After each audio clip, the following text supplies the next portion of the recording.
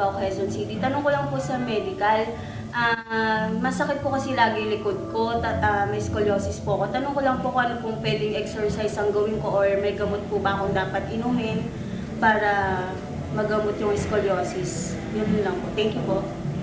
Okay, Michelle, madalas kong sinasabi, no, even sa mga pasyente ko sa clinic or dito din sa GMK na contrary to popular beliefs, hindi nagkakos ng pain itself yung scoliosis mismo.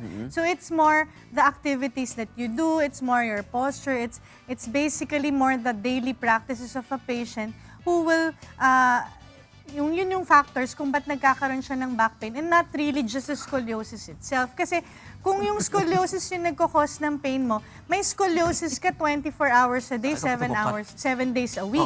So kung yun yung nagkakos ng pain, di nawawala yung pain mo kasi di rin nawawala yung scoliosis mo. But the mere fact na yung pain mo will be on and off, that goes to show na hindi siya yung nagkakos ng pain mo. So yung pain mo may be caused by ano ba yung activities mo, ano ba yung trabaho mo, ano ba yung araw-araw na ginagawa mo. So kung kunyari yung trabaho mo is buong araw ka nakaupo, kailangan iiba-ibahin mo yung posisyon mo. Kailangan tama yung pag-upo mo. Kailangan nag-exercise ka. Ngayon yung question mo, ano bang exercises?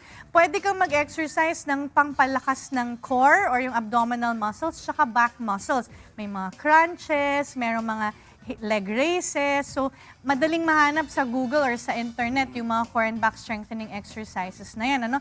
Ngayon, yung sa tanong mo naman na anong gamot ang pwede mong inumin, pwede kang uminom ng mga pain relievers or muscle relaxants. Kaya lang kasi yung muscle relaxants, they're not over the counter.